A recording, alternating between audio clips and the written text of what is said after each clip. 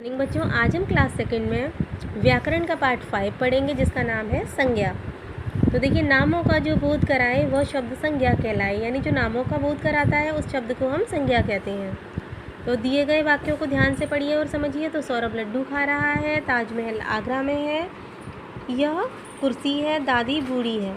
तो यहाँ पर जो भी नाम वाले शब्द हैं वो सब संज्ञा हैं। तो देखिए, किसी भी नाम को संज्ञा कहते हैं। जैसे यहाँ पर सौरभ, आगरा, कुर्सी, लड्डू, बुढ़ापा, ताजमहल, ये सब शब्द क्या होंगे? संज्ञा होंगे।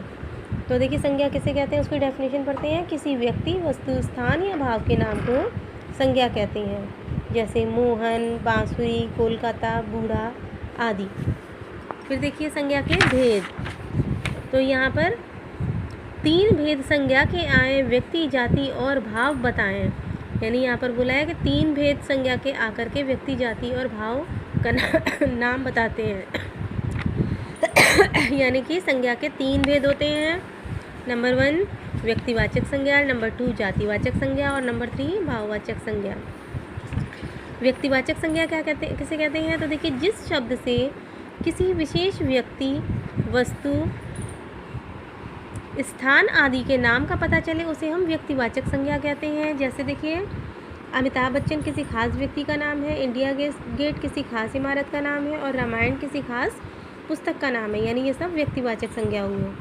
फिर दूसरा देखिए, जातिवाचक संज्ञा किसे कहते हैं? तो जिस शब्द से किसी जाति या समूह के नाम का बोध होता है उसे जातिवाचक संज्ञा कहते हैं। यानी जिस संज्ञा शब्द से पूरी जाति का पता चलता है उसको हम जातिवाचक संज्ञा कहते हैं। जैसे पहाड़, सारे पहाड़ होते हैं, सारे शेर हैं, सारे कलम हैं। तो ये सब क्या है? आपके जातिवाचक संज्ञा है।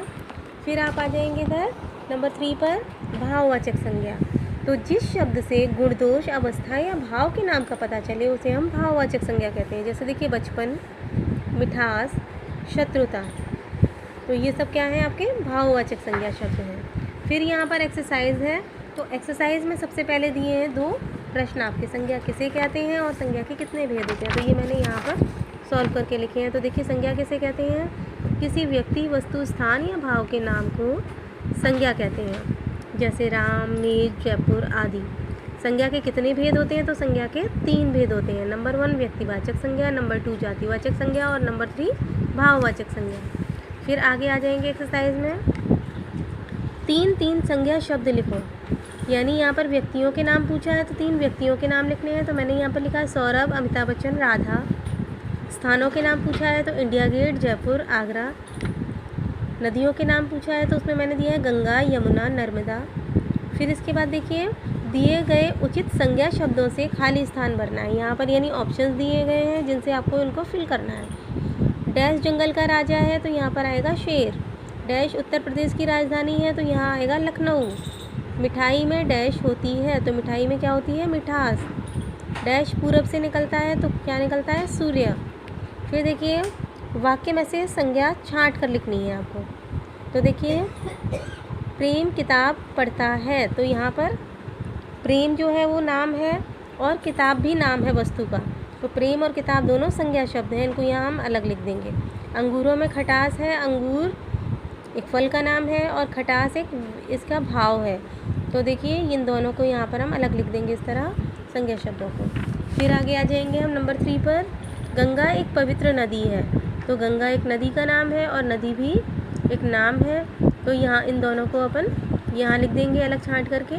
चाय गर्म है तो चाय और उसका भाव है कि वो गर्म है, तो ये यहाँ पर आ जाएगा। फिर देखिए, उचित विकल्प पर राइट का चिन्ह लगाइए। संसार में हर वस्तु का होता है, क्या होता है? नाम। संज्ञा के भेद होते हैं तो संज्ञा के कितने भेद होते हैं? तो 3। फिर देखिए, रचनात्मक कार्य में यहाँ दिया है, टोकरी में दिए गए संज्ञा शब्दों को पहचान कर लिखो कि कौन सा व्यक्तिवाचक है, कौन सा जातिवाचक है और कौन सा भाववाचक है। तो मैंने यहाँ छांट कर लिखे हैं। व्यक्तिवाचक में आएगा ताजमहल, सौरभ, लखनऊ। ठीक है ना। फिर इसके बाद जातिवाचक में देखिए, पुस्तक, पाठशाला, घोड़ा। ये पूरी जाति का बोध कराते हैं। यानी सारी पुस्तकें होती हैं, सारी पाठशालाएँ होती हैं और सारे घोड़े होते हैं। फिर इसके बाद देखिए, कक्षा में दिखाई देने वाली 6 वस्तुओं के नाम। तो यहाँ मैंने लिखा है, आप क्लासरूम में क्या क्या देखते हैं?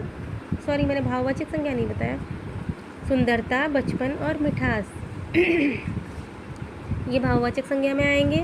फिर क्लासरूम में आप देखते हैं उन 6 वस्तुओं के नाम लिखने हैं, तो कुर्सी, मेज, चौक, डस्टर, श्यामपट्ट और बेंच। तो ये सारे क्लासरूम में आप देखने वाली जो चीज़ें होती हैं वो हैं।